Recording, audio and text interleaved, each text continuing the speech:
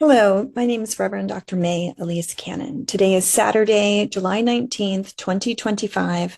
Today is day 652 since the attacks by Hamas on the south of Israel on October 7th, 2023. Since then, the atrocities against the Palestinian people, the majority civilians, more than 2 million of them in the Gaza Strip, are unconscionable, unmentionable.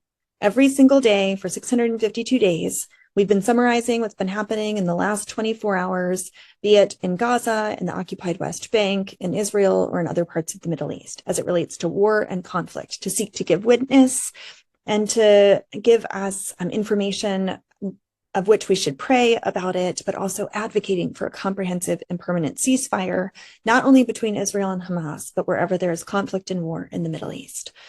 Israel reported in Israeli news, this was in Haaretz, that Israel is open for the first time to the possibility in negotiations with Hamas about ending the war in Gaza. Now, this was just one political official who said this, so we don't know, how much to give credence to this, but there were ongoing conversations and have been about a 60-day ceasefire. And for the first time, the possibility of the war being brought to an end was raised.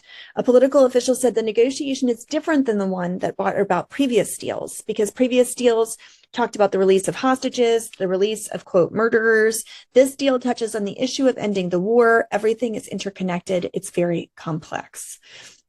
In Gaza, the Gaza Humanitarian Foundation and the IDF denied reports that at least 30 people were killed and more than 100 wounded by IDF fire while individuals were waiting to receive humanitarian aid.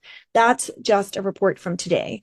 We know the numbers are in the hundreds of people who've been killed while getting food and assistance in Gaza. The IDF said a combat engineering officer and reservist in the Israeli military in an infantry corps training brigade were severely wounded today. This was during combat in the south of the Gaza Strip.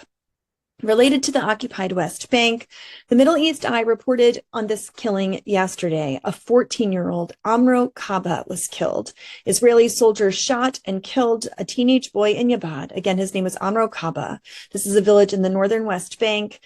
Israeli soldiers gunned him down on the street and prevented ambulances from providing him with medical treatment. Haaretz reported sighting of this based on local witness reports. Kaba's father tried to reach him, but soldiers violently assaulted and arrested him. This report is directly from Middle East Eye. The arrest of Kaba's father meant that the Red Crescent was able to swoop in and take Kaba to the hospital, but he was pronounced dead upon arrival. The Israeli military have now sealed the main entrance to the village of Yabad with concrete blocks. The IDF said today that the 14-year-old who was killed yesterday was a terrorist who threw an explosive device at soldiers. Again, the 14-year-old's name was Amro Kaba, K-A-B-A-H. We've been talking the past several days about the attacks on the Christian village in Taipei. This is in the West Bank. I would encourage you to take a look at the statement that Churches for Middle East Peace put out condemning those attacks. I was pleased to learn that today it was reported that the U.S. ambassador to Israel, Pastor Mike Huckabee, visited the Christian town today. He put on his socials, "I work for all American citizens who live in Israel, Jewish, Muslim, or Christian. When they are terrorized or victims of crime, I will demand those responsible be held accountable with real consequences." Was in Taipei today to meet with the people of the village to listen and learn. It's interesting that he seems to think that Taipei is in Israel, as opposed to the occupied West Bank, but I'm grateful that he visited the town. It's a good thing. Might Ambassador Mike Huckabee's eyes be open to see and his ears open to hear. In Israel, tens of thousands of Israelis protested nationwide today. They marched to the U.S. Embassy branch in Tel Aviv. They demanded a deal to secure the release of hostages held in Gaza and a ceasefire. They called on U.S. President Donald Trump to, quote, close the deal. In Syria, the sectarian violence between the Druze forces, who are supported by Israel, and state forces has ended, at least for the time being. Israel and Syria have agreed to a ceasefire with support from the United States. But at the same time, that was literally reported today, it also was reported that there were incidents of exchange of fire and clashes in several locations in Soweto between Bedouin troops or Bedouin tribes and Druze militia, despite statements being given by all parties committing to the ceasefire. The ceasefire was initially announced Wednesday of last week. Israel's Ministry of Health announced it's preparing to transfer medical equipment and medicines to a hospital in Sweden to assist Druze who have been wounded in fighting in the area. The IDF said today that they killed a member of Hezbollah's elite Radwan force in South Lebanon. This was near the border with Israel today. You'll recall in past days, I've said that Lebanon in large part is being ignored, but there are typically 1 or 2 deaths every single day as Israel continues to attack the Bekaa Valley and other sites in the south of Lebanon, despite the ceasefire or supposed ceasefire between Hezbollah and Israel. In the United States, Brown University's Dr. Omer Bartov, he is a genocide scholar. He wrote an op-ed in the New York Times I wanted to call your attention to because he said, this is a direct quote from an expert on genocide, Omer Bartov. My inescapable conclusion has become that Israel is committing genocide against the Palestinian people. Having grown up in a Zionist home, I lived the first half of my life in Israel. I served in the Israeli Defense Forces as a soldier and an officer, and I spent most of my career researching war crimes and the Holocaust. This was a painful conclusion to reach and one that I resisted as long as I could, but I've been teaching classes on genocide for a quarter of a century. I can recognize one when I see one. This is not just my conclusion. A growing number of experts in genocide studies and international law have concluded that Israel's actions in Gaza can only be defined as genocide. So has Francesca Albanese, the UN Special Rapporteur for the West Bank and Gaza, and Amnesty International. South Africa, of course, brought the genocide case against Israel at the International Court of Justice.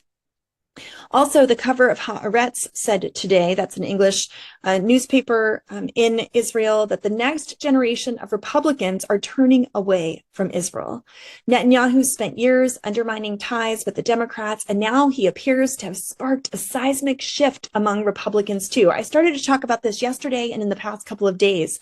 For Republicans, President Trump shouldn't have to come in and play cleanup for the Israelis. That's what President Trump said. And essentially, the article sums up the situation this way. Netanyahu has worked systematically to erode and even sever the relationship between the Democratic Party and its voters. And it appears he made a large contribution similarly to the change in Republican public opinion.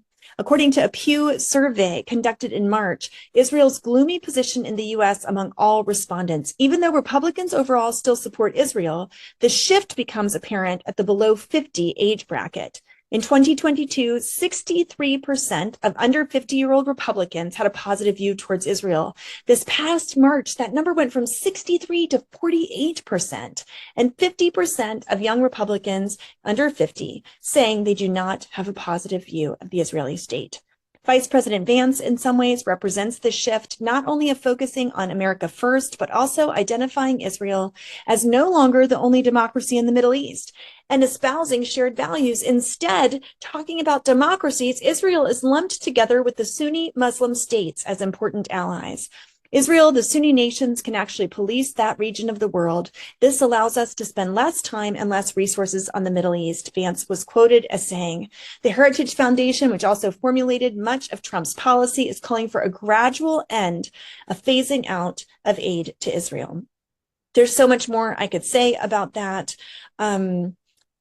I am very eager to, because it talks about how Israel was viewed as the land of God's chosen people. But since October 7th, the images from Gaza on social media have shocked people who have historically loved and supported Israel unilaterally, especially when they realize that the bombs are being made here in the United States.